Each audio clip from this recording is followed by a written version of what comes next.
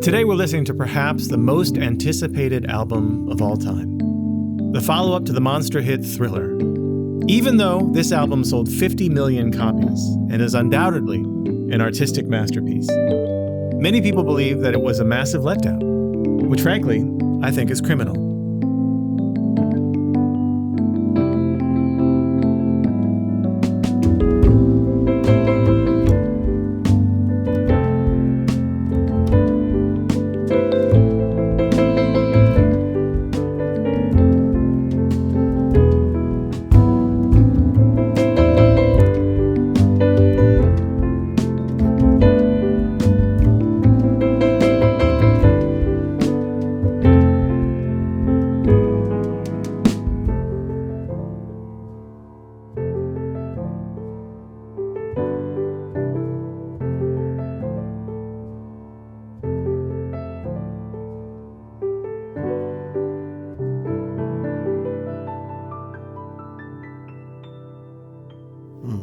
Fantastic arrangement, Adam.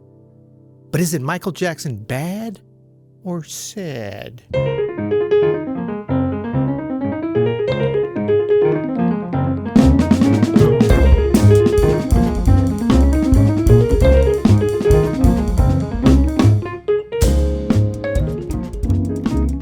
I'm Adam Maness. And I'm Peter Martin. And you're listening to the You'll Hear It podcast. Music Explored. Explored, brought to you today by Open Studio. Go to openstudiojazz.com for,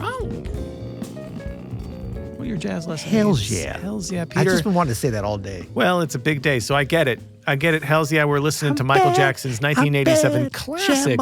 Okay. Bad. I love this album. Me too, man. Yeah. I really do love it. Where did you first consume this? What format? Because this is 1987. Yeah. This was I remember that year well. There was a lot of formats drifting around. It was an in-betwixt time for formats. It was between LPs and CDs, a little something we used to like to call cassette tape. Is that where you originally had it? This was in the first batch of cassette tapes that I bought with probably my birthday money. Wow. It was Def Leppard's Hysteria. Def Leppard's Hysteria. Deep Leppard. And Michael Jackson's Bad were the first. That's like a cassette. collab between Deep Purple and Def Leppard. That would be awesome. But this is, I still remember having the cassette tape, and we'll talk about it in accoutrements, but I think that's what makes the sort of album art on this so fetching, is this was the age of cassettes, and this looked awesome on a little cassette. It's because it's just such a big image of him, and there's a lot of blank, literally white space behind him. And so it was very striking as a cassette, and I think it had a multi-fold out booklet inside of the cassette, which, they're so tiny, the cassettes, compared to CDs even. I know. And, but I vividly remember listening to this until, you could wear cassettes thin. Yes. Records would wear out, cassettes would start to get real warbly after a while. This was a cassette that got caught in my tape player several times. You'd have to get the pencil in there. I was about to say, you have to roll it back up. And I'm sure I taught myself how to do that on this tape. And I wish I still had that Was tape. it Dolby? Dolby B? Dolby C? You don't know. You were a a little kid. I was 8 years old. Eight? I was 8 years old. How Damn. old were you? I was 16. Oh, you could have babysat me. I just turned 17. Okay. So I remember this distinctly. I bought it on CD first. Okay. I was kind of an early adopter to the CD form. I mean, although by 87, they were certainly around. I would think that this was selling heavily on CD. Although, actually, probably cassette is early. Yeah, I remember true. CDs really coming into the mainstream in the early 90s. Is it that? Okay, well, maybe I was early then. Yeah. But I'm sure people had them in the 80s. But I had a little portable yellow Discman, Sony Discman, that was shockproof. Supposedly it was not shockproof. Totally. But this record was shocking. I can tell you that. It was kind of shocking. I mean, we'll talk about it.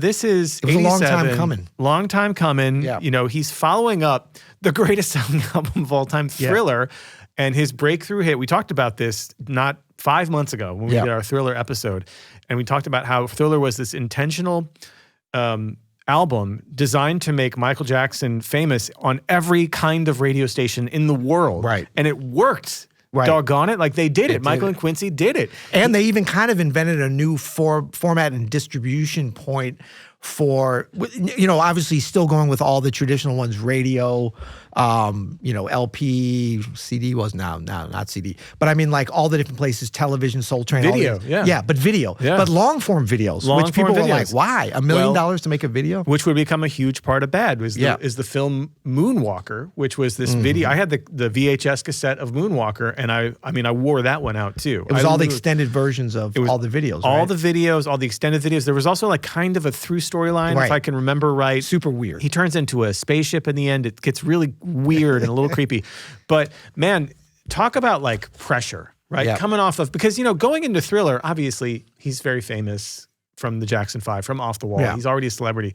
But after Thriller, we don't have these kinds of stars anymore that are just like so globally famous. Yes. He was so globally famous, one of the most famous people in the world. He might have been like 1985, 1986, even going back to like 83, 84. I mean, first of all, Thriller was out for 2 years or longer. Remember that? Like it came out. That's right. The single came out before, and then it was like, it was literally for 2 years. It was in everybody's consciousness all over the world in a way, a sort of singular cultural event as much as you could have around most parts of the world. So by the time this came along, and then remember they did that tour, and I think they did a live record with the Jacksons, the Victory Tour. That was huge. In between, which is not officially. The Jacksons tour. The Jacksons That's tour. right. Yeah. But I mean, so people have been talking about this record. It took them 2+ years to do, something like 5 years between this and Thriller, which is a long time. I mean, back I couldn't imagine the pressure after making something like Thriller that becomes this cultural and worldwide phenomenon. Like, how do you follow that up? Well, although when you've banked that kind of bread, how much pressure is there actually in your life? Well, it's self-imposed at that point. It's self-imposed pressure. More money, more problems, Peter. But he came back with a very familiar team for this. So Quincy Jones is the producer who produced Off the Wall and Thriller. And this would be his final Quincy Jones. The final Quincy Jones. And honestly, I think it seems to me, and we can talk about this, a smaller Quincy Jones footprint than the other two. Yes. To my ears, and I could be wrong about that. Maybe a little bit of a marginalized footprint, a little bit, it like feels of the Quincy-isms. Michael might be taken over in some of the production, and he's using some other producers. I know Rod Temperton doesn't have a song on here. Apparently, he helped out with some of the production, but Rod was a huge part of the songwriting of the Off the Wall and Thriller. Not a songwriter on this album. Michael did almost all the songwriting on this album. Although I did read that was encouraged by Quincy very much. That was not like a bone of contention. Like Quincy was like, and that was, there was certainly, we can talk about some Prince influence by this time, for sure, where like Prince is not only producing, but playing every instrument. I think that they both always said that there was not a competition, but there was. There was a healthy competition in terms of. How could there not be? Yeah. I mean, and like Prince's output was so much more than Michael's during that 82 to 87. One every other year. Or one every year until 1987. Yeah. 88. And a bunch of unreleased stuff, a bunch of live stuff, a bunch of. So the engineer is Bruce Sweden, who was the engineer on Thriller, and then assistant engineer Brad Sundberg, that he met on. Those are Quincy's guys. That's the brain trust right there. Yeah. That's the brain trust. And a lot of the same musicians are very fave. Greg Phillinganes is all over this. Steve Porcaro doing a lot of programming that he, a similar role that he had on Thriller. Yeah. Eric Gale. Yep. Ollie Brown on drums. Miko Brando on drums. There's a lot of people on here. I would say Jerry Hay is back with the. But they're marginalized. They are a little more. I don't like the horns being pushed to only the end of the tracks. They took some of the horns off of the original LP version. Because they thought it was too backwards looking. Paulinho da Costa, huge force on this as he was on Thriller and collaborator with Michael Jackson. Is Ndugu great on here? Brazilian? Yeah, Ndugu's on here. But Ndugu.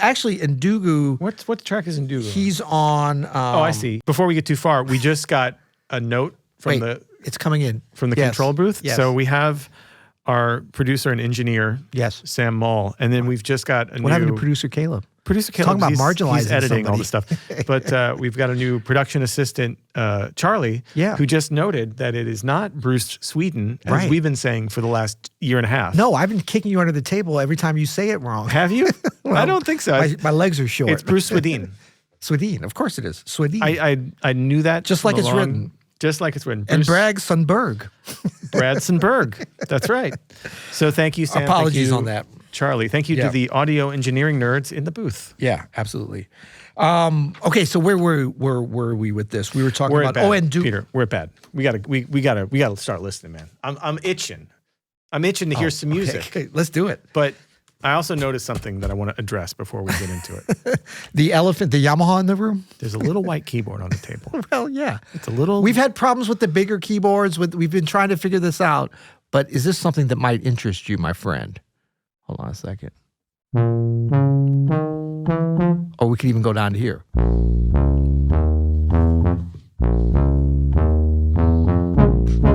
Is that the patch Brass Sundin? Just a mixture of Bruce, I'm just coming up with whatever. This is just to give a little... Just a few little musical examples we can go through. Okay? So we've got the Yamaha Reface in the house. We've got a little bit of a keyboard on the table. Yeah.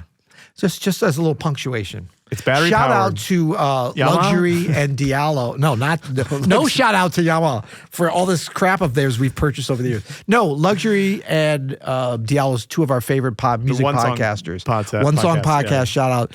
I got jealous of Luxury's little keyboard where he was demonstrating some stuff, so we're bringing it back. Well, we might need to get a little reface with all the EP sounds. Keep going, I'm just playing background. That way we can double reface. You know what I mean? Oh, double Doppio face. Doppio, got it. Okay.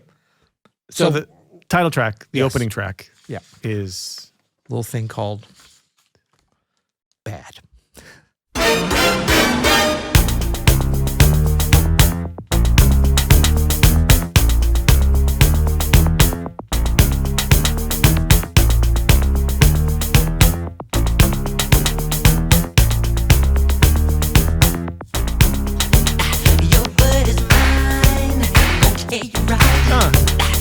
Claps. Damn. That's more of a smack. More of a smack. It's not a snare drum. That's a smack. 2 and 4. That's like some New York City subway smackdown. Woo! Phillinganes. Uh-oh.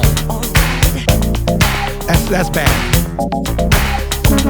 I'm giving you count 3. Just show your stuff or let it be. So we're all...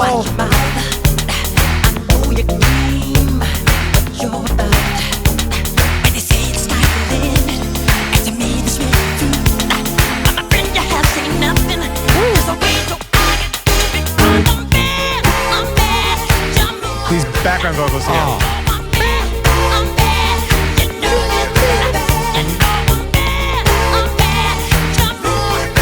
This got a little swing.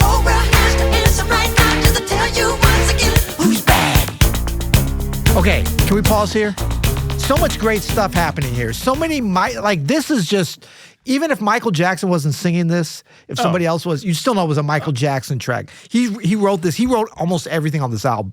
Big change from Thriller, big change from Well, he's always been a great writer, but this is where he really was like taking over. Oh, that's just drums, right? Just the drums. With those claps. So when we talk about the claps, that's probably like a Linn drum. Would that be a Linn drum clap? Or I assume so. Yeah. I'm not sure what they were using on that, but what I love about this drum too is all the... Oh, yeah. The syncopation that's thrown around. Is anybody actually on drums on here? I don't think so. Oh, no. Okay, so interesting. It says, my bad, J.R. Robinson, the legend, from many earlier, from Rock With You. Yeah. The legend himself is playing on here. So obviously there's some programming going around what his foundation is. But one thing is, that bass line, which is a B-flat blues scale, this is a very blues, or like you wouldn't think about it because there's a lot of, but that's what that is. Blues foundation. But check out the pick. You hear how sharp it is? It's like a quarter tone sharp. That's crazy. I never noticed that before. Yeah. And we checked this with our piano and with the meter. It's always like, so we can pause it there. We got Hold on. Okay, sorry. Oh. David Williams. Oh. Woo!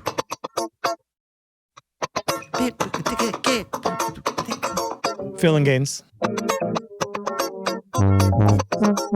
Sorry. So that's the Moog bass, Phillinganes on keys, David Williams on guitar. Just that groove without the drums. Man. But then you add them in. JR's killing. It's just there's a lot of programming on top of that. Can we open up the Pandora's box of the question of, is there too much drum programming on this? Well, is it too automated sound? Does that date this sound? Yeah, when we were talking about like what's the thesis for Bad, right? Yeah. Like what do we want to talk about when we talk about Bad? Right. One of the things that I think about with Bad is that it's like you're on this scale from this organic sound that you get from all these analog instruments on Off the Wall. And there's still, when you think about Baby Be Mine, and you think about like PYT, and you think about like all of these sort of like, you know, analog sounds on Thriller, even though there's still a little more programming going on. Yeah. But we're not fully digital. And with Bad, it feels like to me, okay, now we're fully digital. Like now we're Prince has arrived. Right. And we're post Purple Rain, we're post like, you know, Peter Gabriel's on the scene making like all these huge sounds. Jan Hammer, Miami und Weiss. Exactly. Yeah. Like we are in this sort of like digital revolution musically. We're using a lot of computers to make music. Herbie now. Hancock Rocket. Herbie Hancock Rocket An is early a great precursor. example. Yeah. But computers are on the scene here, and They they're are. on the scene with Bad, and you can hear it. There are some organic things that happen though, Peter. I don't know if you remember. Oh no, we're gonna definitely jump into that. But just since you mentioned Baby Be Mine, do we have the drum example? Just so you hear a contrast. Yeah. This is Ndugu on Ndugu Chancellor, the great. So this is from Thriller. Yeah, and it's got a little bit of programming on top of it too, but it still has it's a drummer playing, right? Primarily. That feels amazing. And when we've gone over, it's not that bad, the groove doesn't feel amazing. It's not that we still don't feel JR in there, but the computers have taken over. Right? They have. The computers have taken over, and it's not a bad thing. But to me, Bad. It is a bad thing. That's why they named this record Bad. I don't know what's like. If you had a preference, does that make us old school? Sue us. I do I do think though. Does that make us boomers? Like we just listened to at the end of last season on this show, we listened to Sign of the Times, right? Yeah. Amazing. Ooh. But Sign of the Times and Bad both came out around the same time. Yeah. And they both have like a sonic color palette that feels different than the stuff from the 70s and early 80s that we like so much. Yeah. And I wonder if it is an age thing, because we are of the age where it's like, by the time, I don't know, I love that stuff when it came out, but now like looking back on it, I kind of want to hear Off the Wall. But think about like Stevie during this period too. He kind of fell into that as well. Everybody was. I mean, everybody was on this on board for the technology train. But maybe Thriller was that perfect mix because it was going in there, but like we just heard, it still had enough of that. And there's parts of this. I mean, look, we're going to hear some Phillinganes Moog bass lines. Well, we're going to hear an organ solo as well. Oh yeah, that's right. We got to get to that. Talk about going back to the 60s. Woo! And the guitar. Oh, David Williams. Yeah. And Michael's voice. That's the main thing that pulls it together. Right? I mean, this shit's grooving. Come on.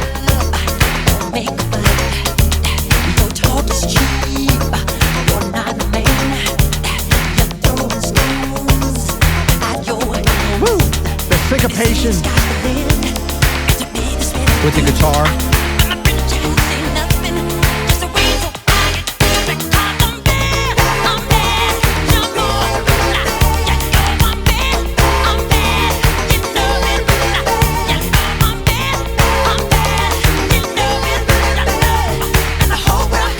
Oh, this is the version where they took most of the horns out, too.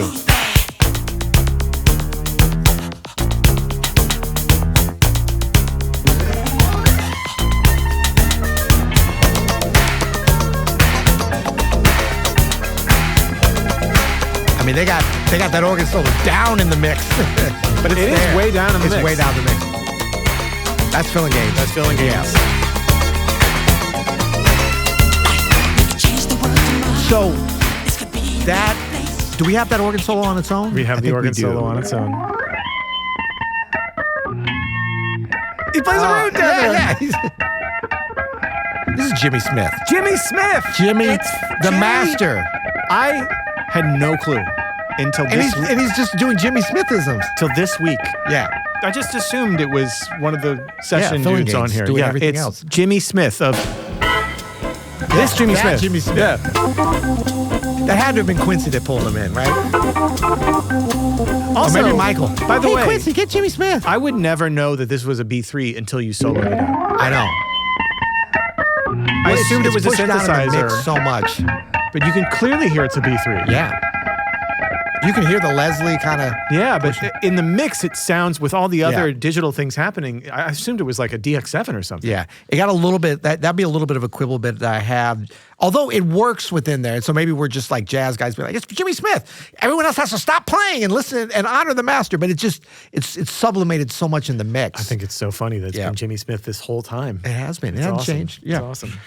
That's yeah. So that's it. So this thing of like, like it being sharp is really interesting to me because it's like as far as I can tell, it's close to a quarter tone sharp, and that was just a decision. I don't know if that was Quincy or Michael or the production team to kind of give it another sign. There's if a you don't couple, know aren't anything there? about pitch, then it doesn't matter. There's But another one, isn't there? I feel there's like a bunch of things that are out of tune. that are out of tune. I shouldn't say they're out of tune. They're just In their they're own pushed tune. up for whatever reason. Yeah.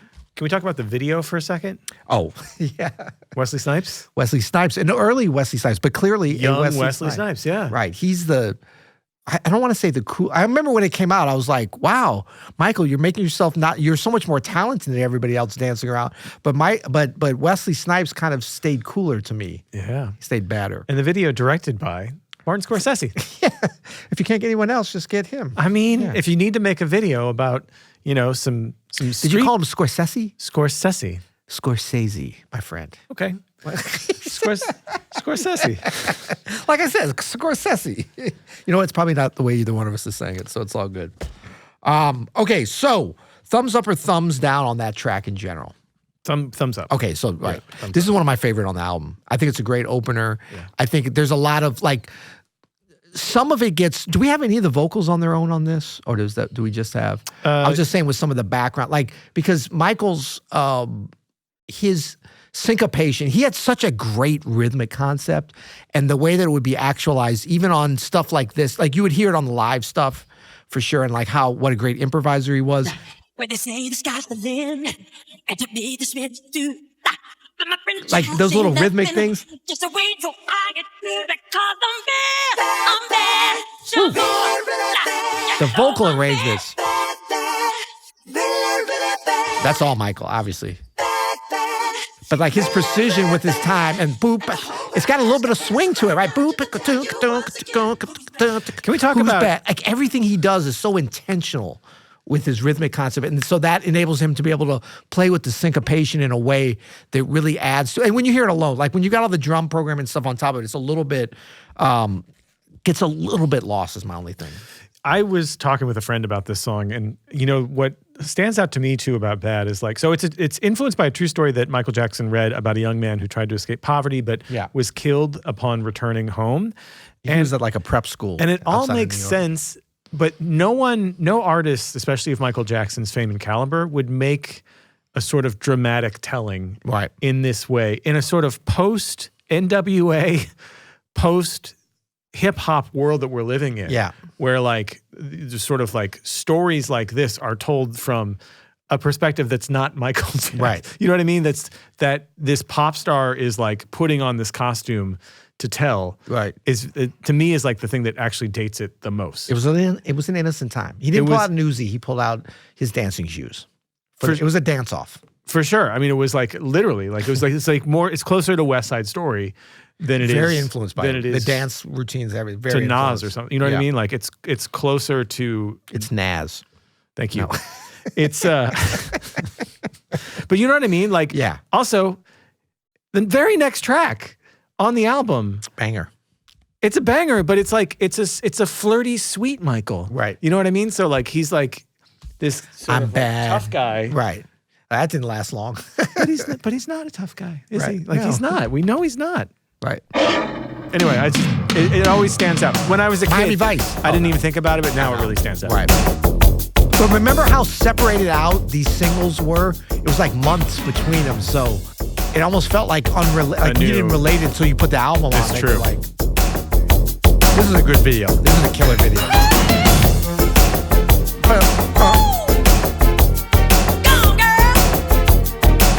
But even like that, what he just did, go on, girl. Like his rhythmic attenuation, genius.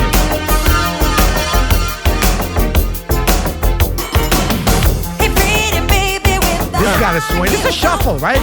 This is JR again. This is up there for me. This is one of my favorite Michael Jackson songs ever. It's kind of a blues, too. Right?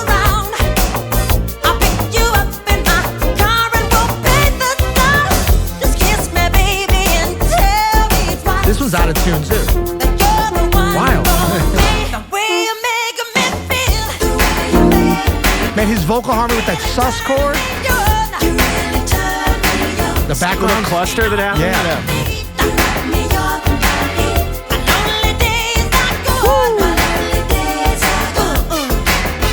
There's the horns. Second verse.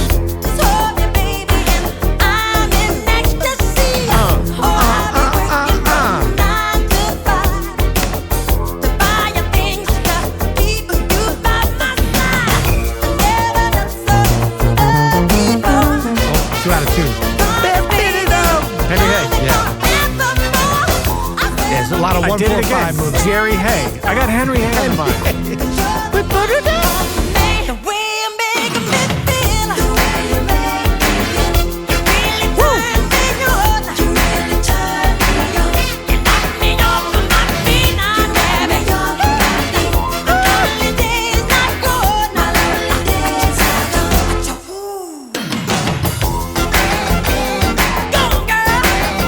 Such a great breakdown.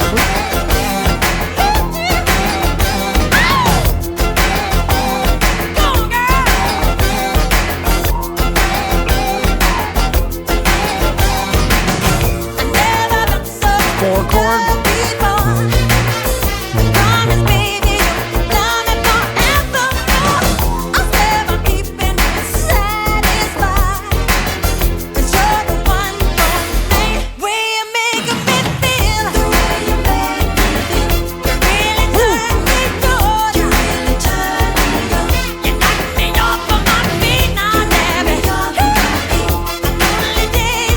This is the third single.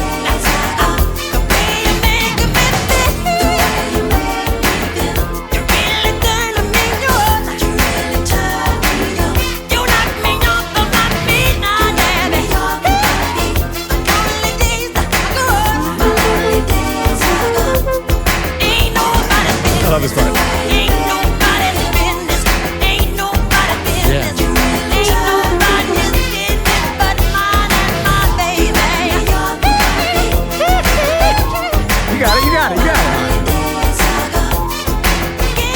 So this is one of the only tracks where they really let the horns loose and left the stuff. Yeah, the part you were talking about, you like, this sounds out of tune. I'm in, he's playing around the, he's got the sus with the major, like really sophisticated, fun kind of harmonic stuff that he's playing around with, but always with that syncopation. Oh, on top of that, what's essentially a shuffle groove, right? I know. I was thinking like a program's type of shuffle. As human beings, we need to get back to the shuffle. Yeah. What was the last big hit that was a shuffle? Was this maybe the last big hit that was a shuffle? No, there's been some kind of crappy stuff, to tell you the truth.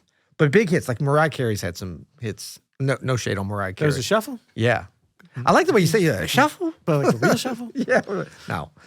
I mean, is this even a real shuffle? This kind of is a real shuffle. Kind of a real shuffle. Yeah. Yeah. That's what I'm saying, man. But I mean, I amazing. think it comes across. Because then you hear the horns be like that like dum dum dum dum dum dum ba ba ba ba Yeah. ba ba down down all the offbeat all stuff. the offbeat Yeah. stuff. And then Michael's so good at dip, dip, dip, bip, bip, bip, who. Like, it's the harmonic thing and the melodic thing, but it's also, he's always right in there with his rhythmic attenuation is crazy. Next up is one of my personal favorites, just because when I was a kid and with that Moonwalker album, this video was amazing. It was this mix of claymation, and they would use these costume heads. Yeah.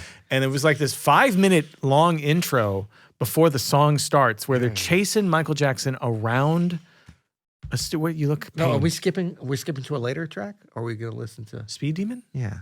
That's one of your favorites? You don't like it? No, it's okay. This is where to me I Are you started serious? skipping. I'm not crazy about this track. One of my There, I favorites. said it. This is one of my favorites. I know, but listen to what you're talking about. You're talking all about the video. I was a child, Okay. and it was claymation. We're not children anymore. and my they're friend. chasing Michael Jackson around the Hollywood. So there's a nostalgia lots. flavor for you that didn't have it for me. Listen, we can get into this later. I was a grown ass man at 17 when this record came Yeah, out. we can get into this later. But I feel like this whole album has a bit of nostalgia bias for Of me. course. Like when we did the Thriller episode, I That said, was, yeah. I think this is better than Thriller. Yeah. And now having spent a lot of time with Off the Wall, Thriller, and Now Bad, I think I have to amend that. I would agree. I think you just said it in the proper order if we had to rank them. Off the Wall, Thriller, and then Bad. I think it's right. It could be Thriller, Off the Wall, and I then thought Bad. it was Off the Wall, Bad, Thriller, but I think, Yeah. but we can get into that. Yeah, But Speed Demon is I think really, really fun. However, It's aight. this is a great example of the sort of like programmed, like the very super programmed digital thing that's happening here at this time, Yeah. just in music in general, not just with Bad. I mean, at least Greg Phillinganes is still on it. I love the chew. Never heard that before. Or since. This is a weird track to me. It's all. Chew. I'm headed for the border.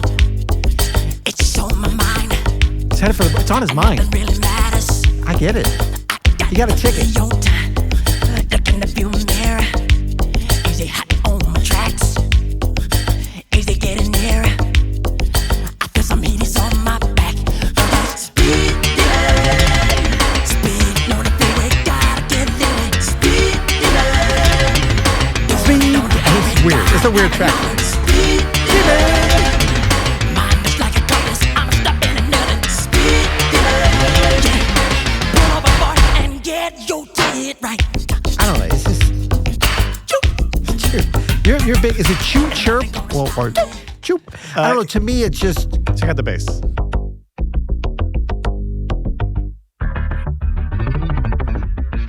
That's programmed. It's fine. Obviously. Yeah. It's very Tron-esque, right? It is. To me, it's just like this is one of those places. There's a couple places on this album. Can I be entirely honest? Please be honest. Can I wear my heart on my sleeve? Please wear your heart on the Okay. sleeve. That I'm like, they went through 60 songs. It was supposed to be a triple It was supposed to be a triple album. Yeah, all this great material. And to me, there's just more of a fall off. We've talked about, we don't need to revisit where I felt there was one place on Thriller that they fell off. On Off the Wall, I thought there was no fall offs, which is rare. What's going on? We've talked, I mean, there's records. I'm not saying Tapestry, maybe there's one fall off track. To me, there's like, not double digits, of course, because there's 4 or 5, 3 or 4. And this is the beginning of it. And it's early on. And it's fine. But I'm like, you spend 2 years making a record. You're Michael Jackson. Of course, he sounds great. Yeah, even beyond the data, to me, it's just not that Speed Demon. It's not. I'm going to belabor Well, yeah, the when you point. sing it like that. Next up this is an interesting one. This is one I And didn't those were really. bouncing off pretty quick, though. Well, this next track is one I definitely. This is what I like to call Birth of Putumayo. Okay, this is Liberian Girl. Interesting video on this one, This too. was a fun video. Yeah, very fun video.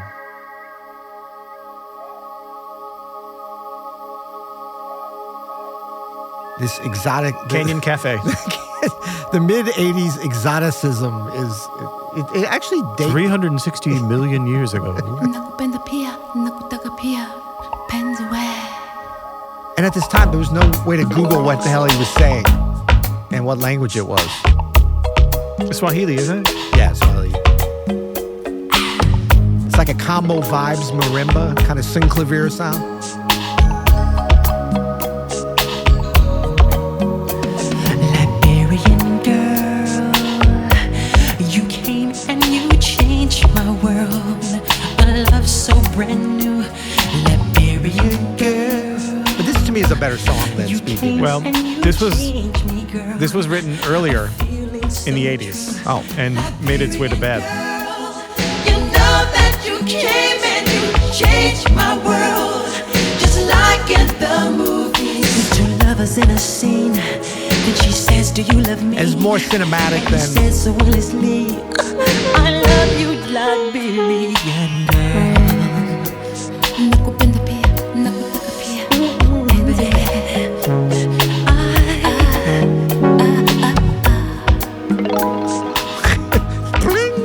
Clavier. That's got to be Sing Clavier, right?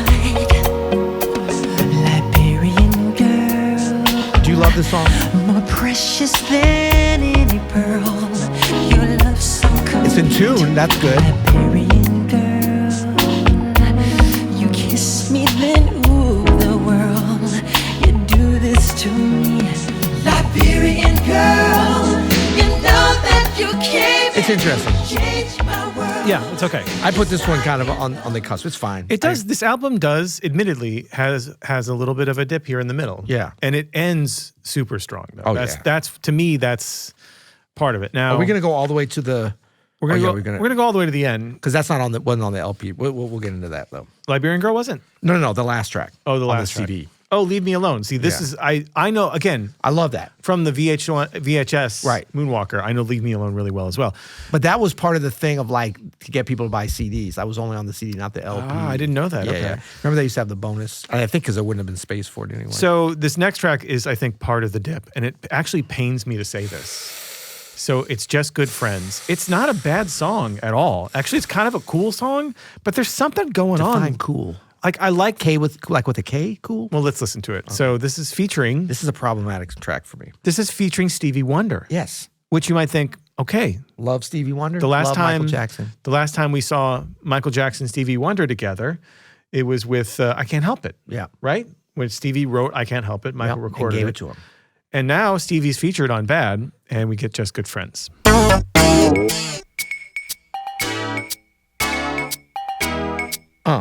There's some cool stuff happening on here. No, the It's just harmony weirdly not happening when Stevie's part of it. the harmony is amazing, actually. And this is not Michael's song, I don't think. Yeah, this was written by Terry Britton and Graham Lyle. Yeah, it's only one of only two tunes not written by Michael. This started life connected to the Captain EO film. Oh. I watch you on the floor, cheek to cheek. She's getting to you. You get to see her eyes on me, no. She looked right through you before you make a big mistake. Remember that looks can fool you, baby. There's something I would sure appreciate. Pre-chorus is killing. Yeah. Pre-chorus is killing. Very The temperature modulation is cool. Yeah. And the chorus is killing. Yeah. Horns are good. The snare drum is killing me. Yeah. The snare drum is killing. Oh, killing. It's killing me. Yeah. It's class. It's dominating the whole track. It is.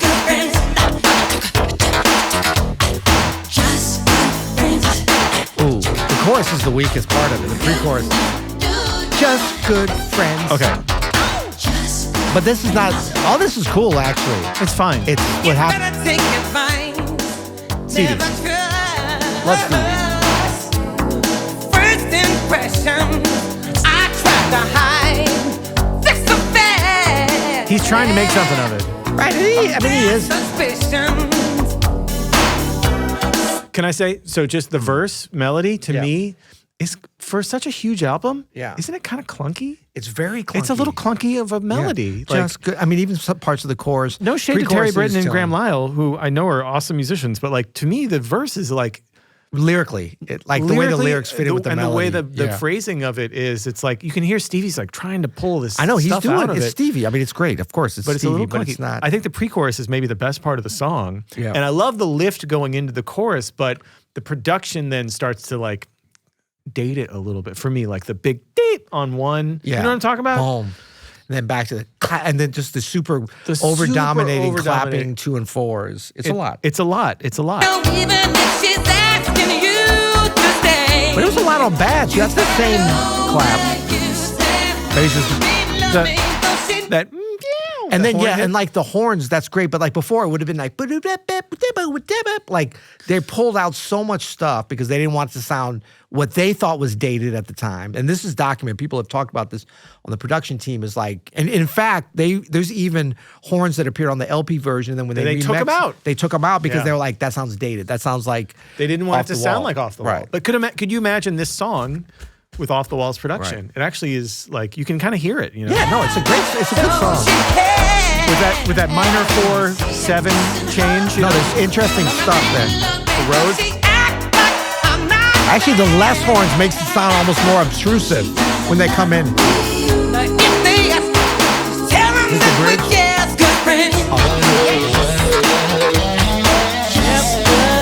I mean, it can't be at all, like, it's not, just to clarify, this is not bad at all. It's actually really, really good. No, but it's like everything on this album is. But it's just like, oh man, it had so much potential to be something incredible. You know what I And mean? we've already heard, and we're going to hear some more. Look, Michael set out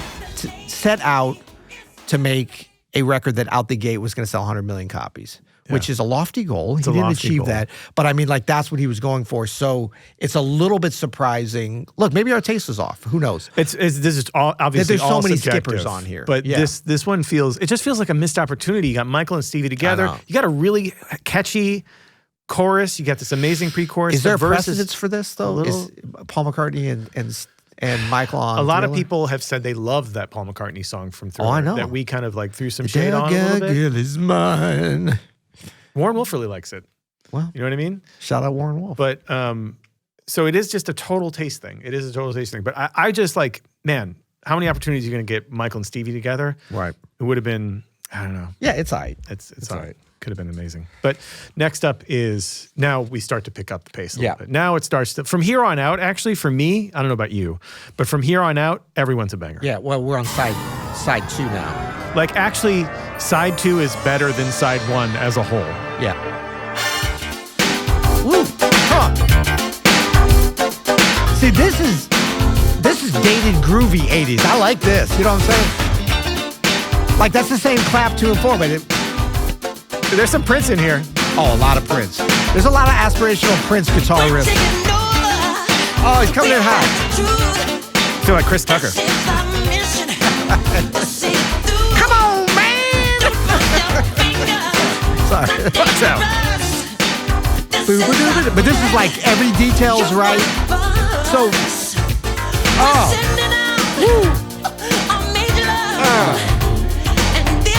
I would have loved to hear Stevie on this. oh, he was so much better. Come on, Michael. Don't bring him in.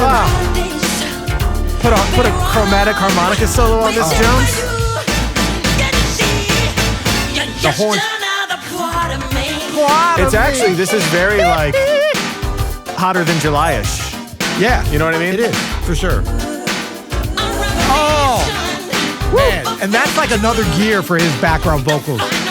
There's some other people besides him on this, I think, background. Oh, maybe not. Woo!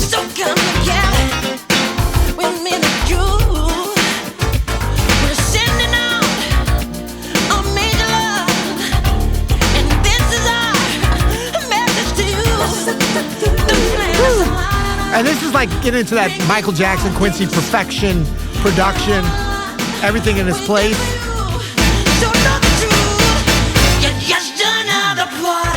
Oh. Who's that on bass? Oh, synth bass. I don't know. The horns. Come on.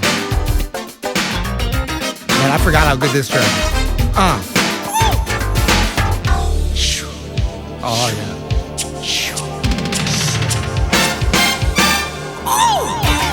Hey, So this track that's pure joy, man. is the perfect combination. Pure joy. It's got all the what should be dated 80s sounds, whatever, the programmed drums and stuff. Yeah. But man, Dude. it's so, I'm here for it.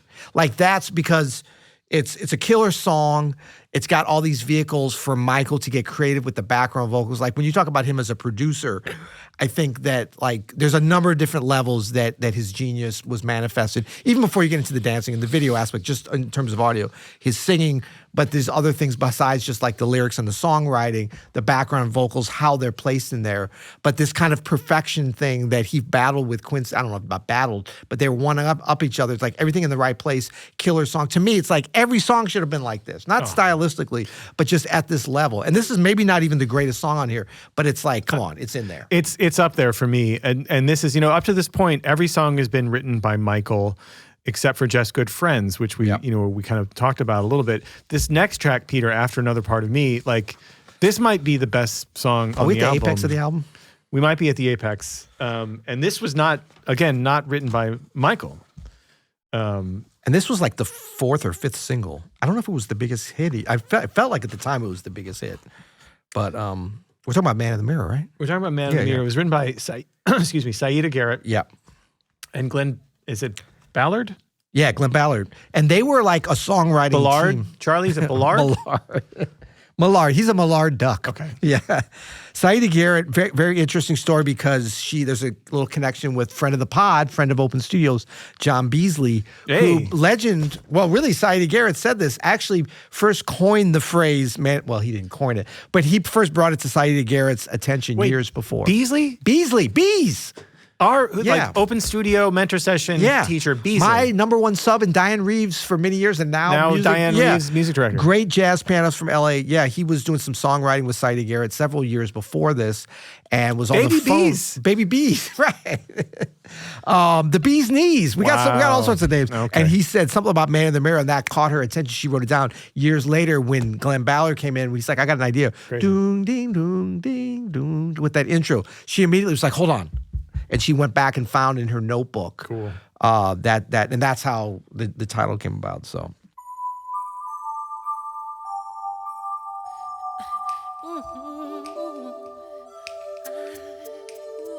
the panning of the shakers. Yeah. Gonna make a change for once in my life. And these are real claps, I think, It's gonna feel real as opposed to good. which makes a difference. Gonna make it right.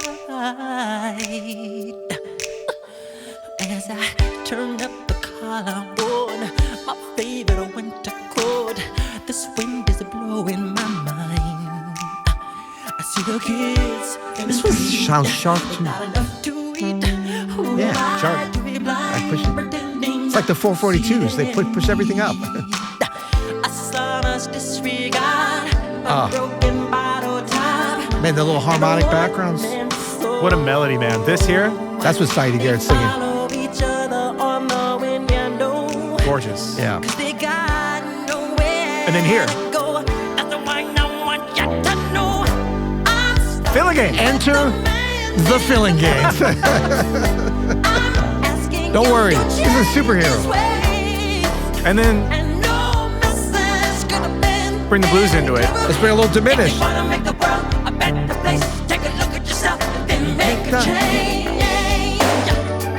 Oh, walk down. Sorry. Hey, this is a perfect track. I gotta back it up. this. So we talk about the snare drum. The entrance of the snare drum after the first chorus is one of the great moments. This might be my next.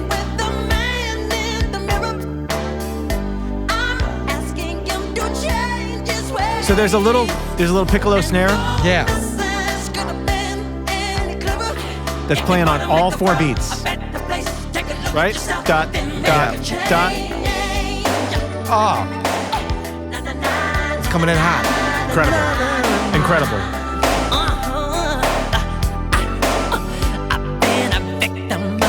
Oh. The lyrics are killing on this too. I want to talk about the lyrics. Yeah. Because I think it's interesting. Yeah. Ooh. Controversy. What's that? Controversy. That's next. Next on the list is controversy. The pre-chorus is magical. Yeah. This here. Oh, back down. Man, what a melody. Yeah. Unbelievable. Oh, Phillinganes starting to get in there. He started to add some stuff, see if anyone noticed. He's like, cool, I got it. Every time Michael performs this live here, we're gonna spin. Diminish. the dance moves come out. Oh, yes. You know what I mean? Oh. Check out Phillinganes. Whoa. Woo. Oh. Let's take our time. Let's take our time. Woo. He changed that up to choir. Enter choir. Andre What Crouch. a lift. Greatest, maybe the greatest lift ever. Oh, so good. And it's an effortless lift, right? It's not like it's just. It's on I Will Always Love You. It is territory. It might even be above. Oh. We're feeling. We're not even at the apex. He's a chair. No. You know what the apexes are, right?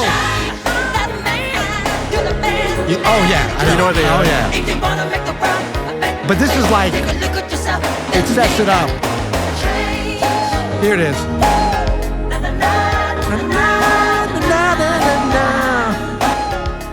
Oh, Phillinganes sitting on that 4. Come on.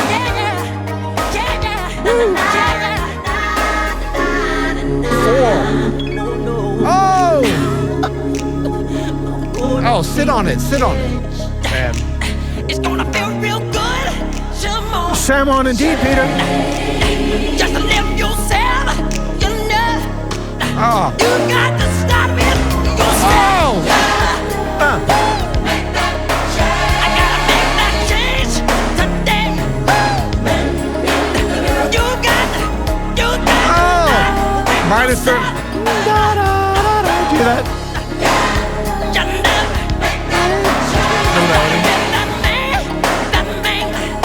Man, this is so much longer than should work. And it just works. Every second works. Oh.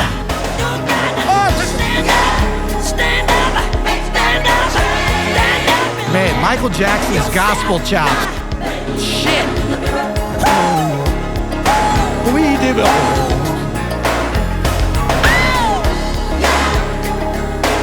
Man, in lesser hands, all this.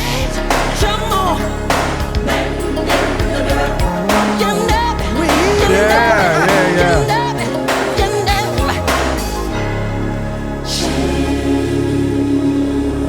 Damn. Man, that's a perfect track. It's a perfect I'm track. going to put it out there. It's a perfect track. Can we break it down a little bit? Let's break it down. But I just want to, man, a couple things that I had hardly noticed. Like, they're sitting on that 4. So, of course, it modulates up to Little sharp 9 thing. yeah. But once they go down and sit on that, I mean, this is so important for gospel music, for American music, for Black American music. The 4 chord. The 4 to the 1. Amen. Yeah. For Bach, for European classical, all this stuff. And so the fact that they sit on that for so long, it's such a like a reverential kind of feel, right? And then Phillinganes is just like, fuck it, I'm gonna be Phillinganes. He did something. It was like Yeah. we're gonna get into that, but it was a and it's so and then he's jumping up and down on that moog bass, so melodic, so soulful, and so connected. Like, this is such a highly produced track, probably one of the most highly produced track. Andre Crouch. It's a perfect arrangement. Yeah, though. the wine it's is perfect. Yeah. and there's so many moving parts, and it sits on that 4 for so long. In lesser hands, this would be like, oh my God, this is so corny. This is Luckily, we're in the perfect hands. man, Quincy and Michael. Yeah. We bow down. Shout out to Saida Garrett, Glenn Ballard, who wrote the song. Glenn Ballard, Saida Garrett. This might be a perfectly penned song. It's incredible. I sense you might have some reservations about some of the lyrics, though. No, I don't have any reservations about the lyrics. I love the too lyrics. We Are the Worldish. Upon this listen, we do a lot. I listen to this to every album we do. I listen to at least like 2 or 3 times as we're leading up to it.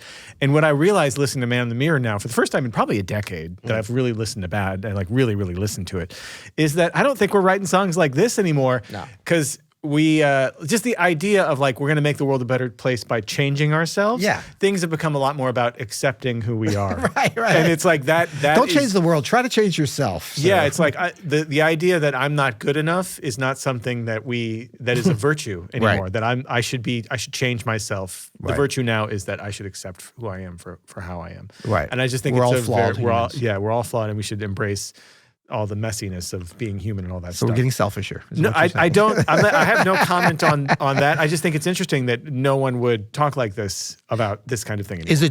Is it for this day and age, is it too wide-eyed and bushy-tailed, too optimistic, too we are the world-ish? But this was the time. Yeah. I mean, when this song, man, this was an impact on this record, in a way that, I mean, it's not like overt politically active like some of Stevie's stuff was from this time and before, but like on a mass, like on just a general good feeling, can we love each other?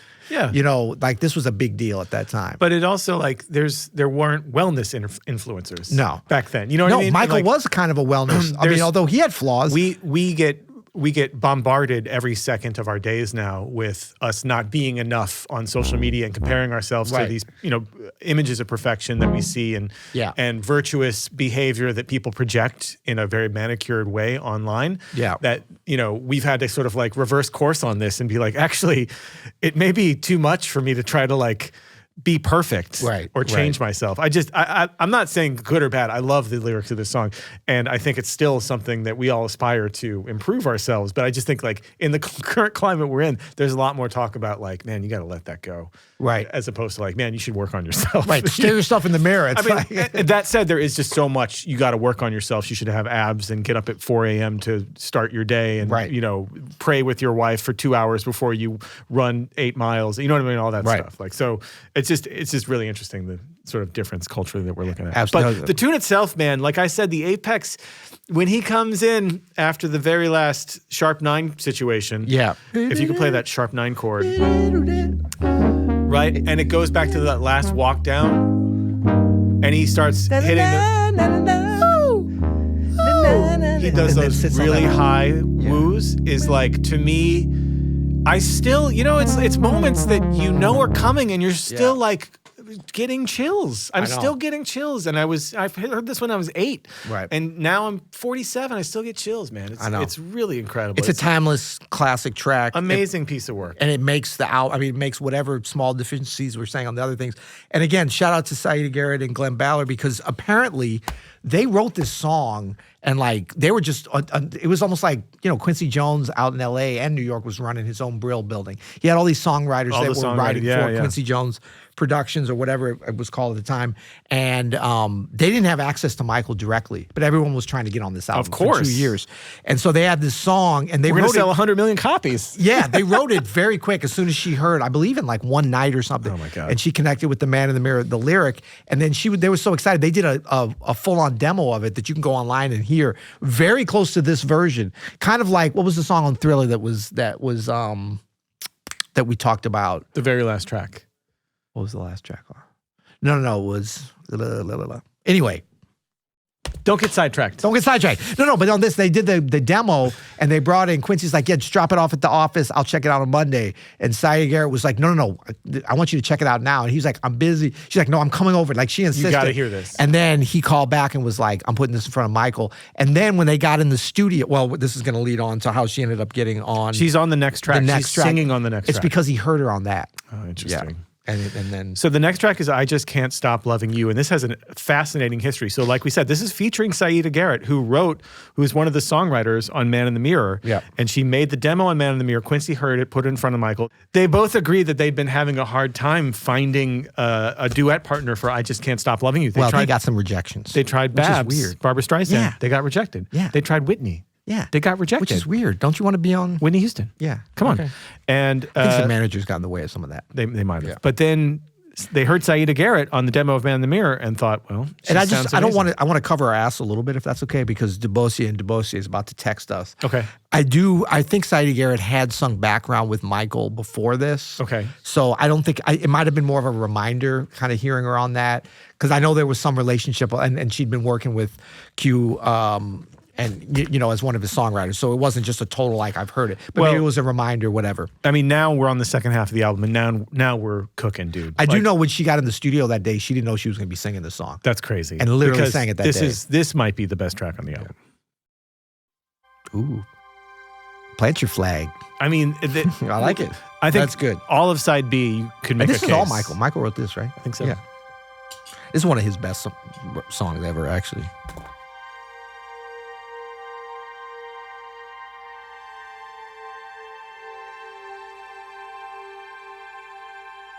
Yep. Oh, can we have some real drums? Thank you.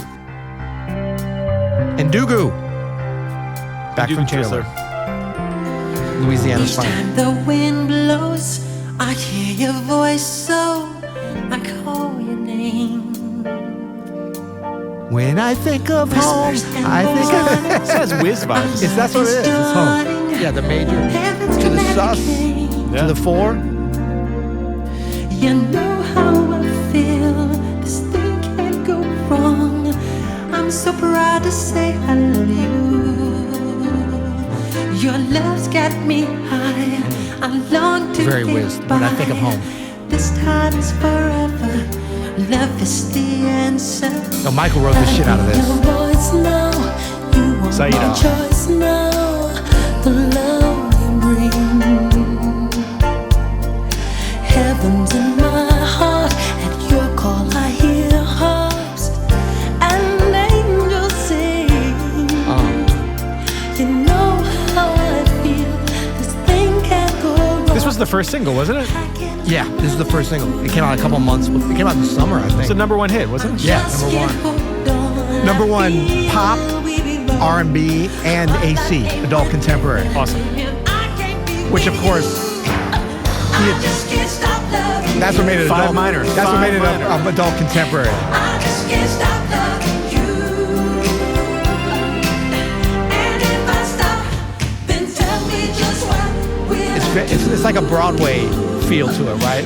I just can't stop loving What a song, man. Yeah, That I great think that might be chorus. Michael Jackson's finest, just straight up His song. original composition. I mean, Yeah. it's in the conversation. Babs would have been great on that, actually. It's very like, you know. Oh, Barbra Streisand would have crushed Yeah, that. Are you yeah. kidding me? Also, Good. Whitney would have crushed that. Yeah. Well, But Saida crushes. She sounds does. great. So great. And the hits don't stop. No. This is a backstacked album. It is a backstack, though. Yeah. For sure. Backstacks. Backstacks. Backstacks.net.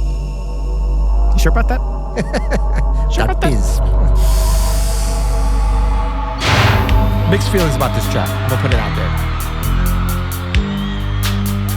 I mean, it's a song about a groupie. Yeah, no. Like a it's very- fictionalized no, groupie. Yeah. That's clear. It's very on the nose.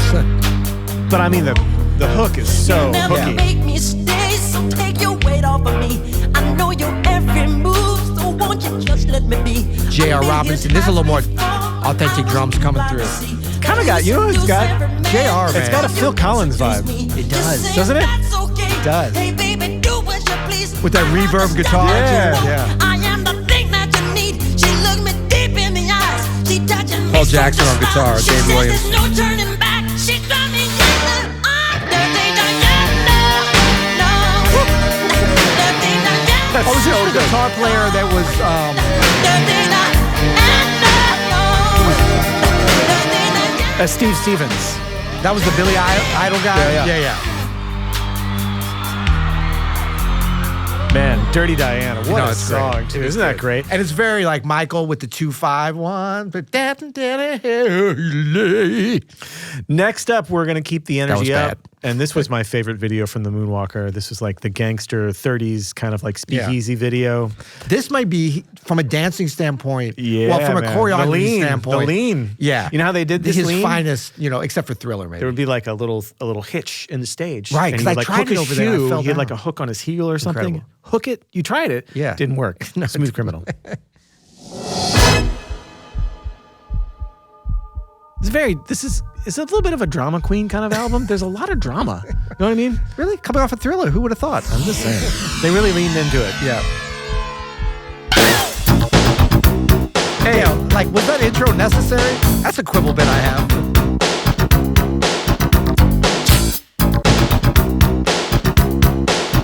Man, have you seen Sugarfoot Moffat playing drums, his touring drummer on YouTube? Oh, killing it. J.R. Robinson.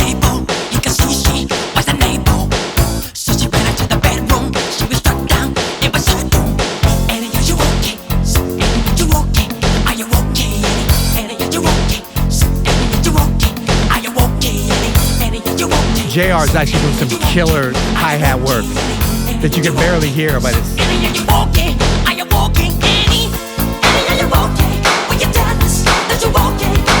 the slap really works. Yeah. I mean, there's something about the Jess Good Friend slap is like too slappy or something. Yeah. But these are all sitting well for me. they are well. Like they sound of this period, but they don't sound dated. Yeah, they sound good. These are better songs. Oh, this is hilarious.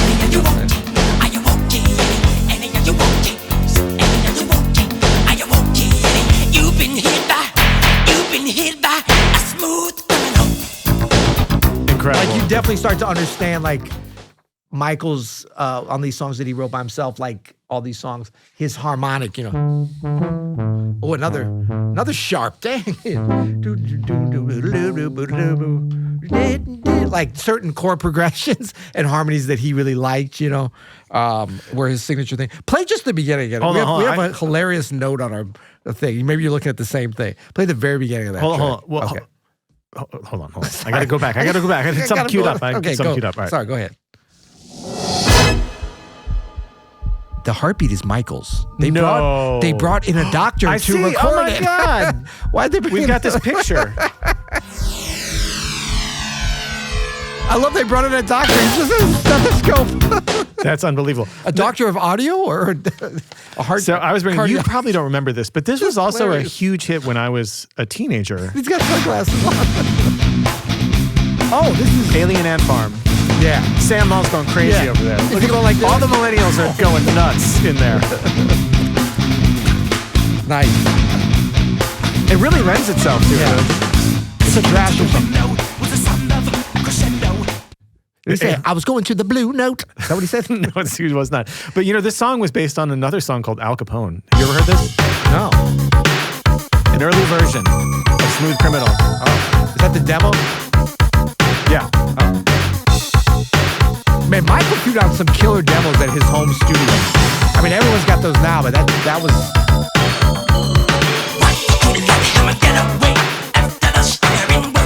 So he was working on it for a while. Was he scared to use Al Capone's name? that He was gonna might come have after? been. He might have been. So we end the album, like you said, this wasn't on the original LP version, but Leave Me Right. Alone won it's the not on here, Grammy is for it? Best Music Video. It was directed by Jim Blashfield. I don't know if you remember. Yeah, it this was not on music the LP video. version. It didn't It's like fit. It was on has the like this CD. stop motion vibe, this crazy, beautiful Where it's like vibe. on the magazine covers and the newspaper.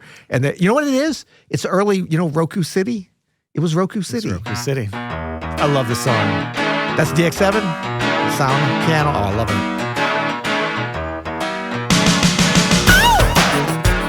Another shuffle. Shuffle, man. Wacko Jacko. Was Bubbles in this video? Bubbles was all over this. A representation of I don't care what you talking about, baby. syncopation. I don't care what you. This is why we need Triplets. shuffles. Don't you come walking back. Triple, 1, 2, 1. If anybody knows of a modern, like a hit song that was a shuffle in the last 20 years, Yeah. please leave it in the chat. Man, this was released as a single in 1989. 2 years. Yeah. Won a Grammy for Best Music Video in 1990. You know you must fight. Who's laughing, baby? Don't you know? That's killer. Don't you know? It's the choice that we make, and this choice you will take. Who's laughing, baby?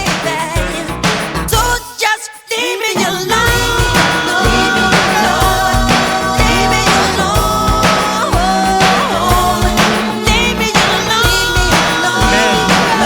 In lesser hands, this could have been like a novelty song, like a throwaway thing. I think it's amazing, man. Like I said, from as soon as another part of me attitude. starts, the beginning, is that out of tune Yeah. as well? That's crazy. As soon as this starts.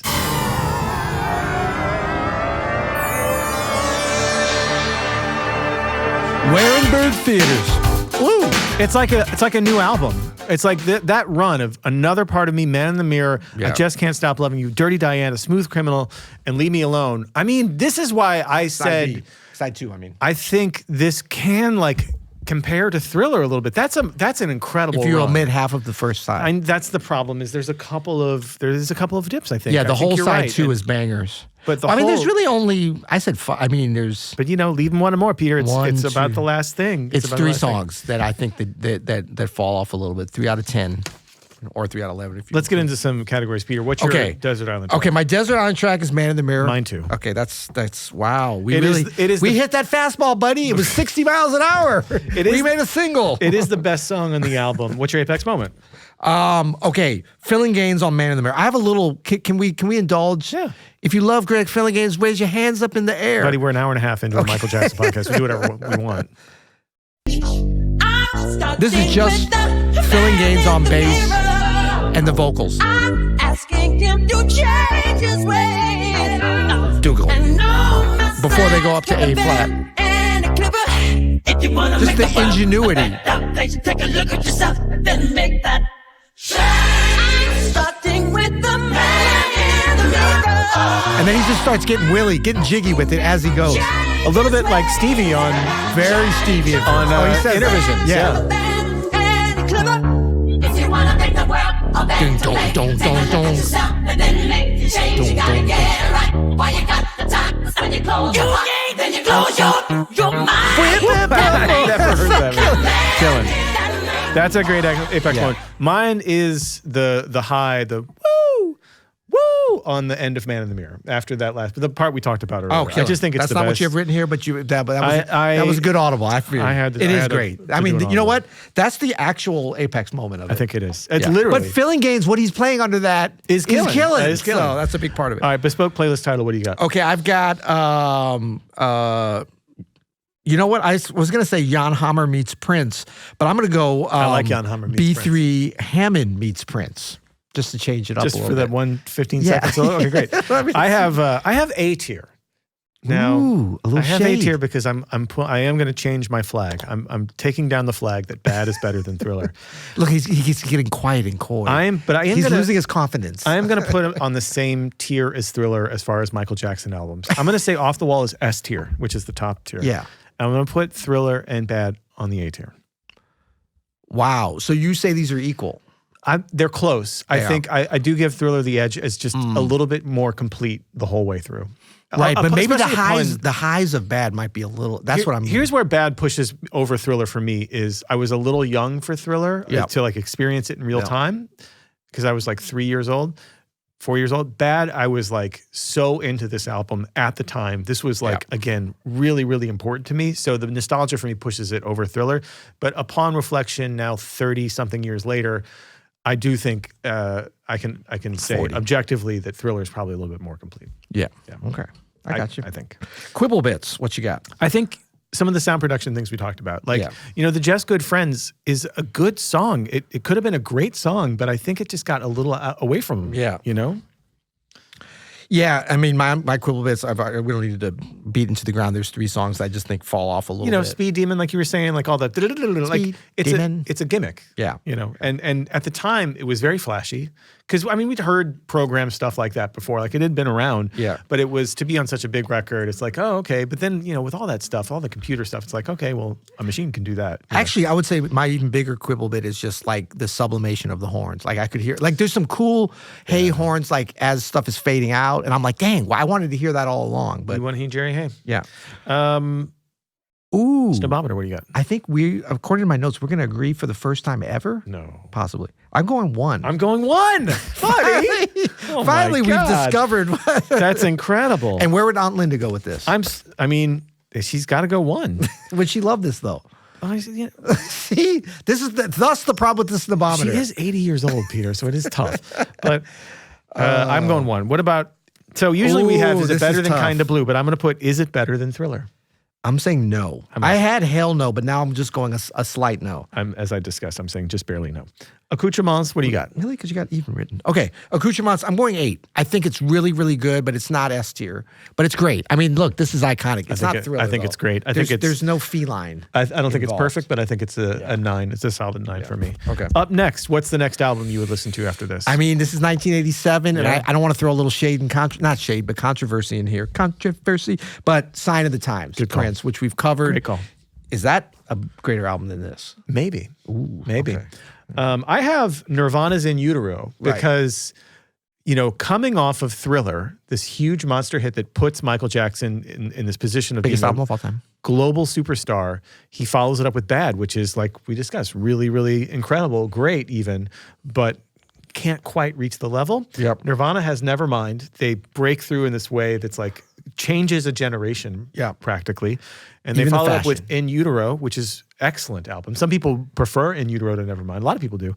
But it's like they never quite reach that height of the first big breakthrough. Interesting. Well, should we play a little bit? Let's play a little bit of Little Smooth Criminal? Yeah, till next time. You'll hear it.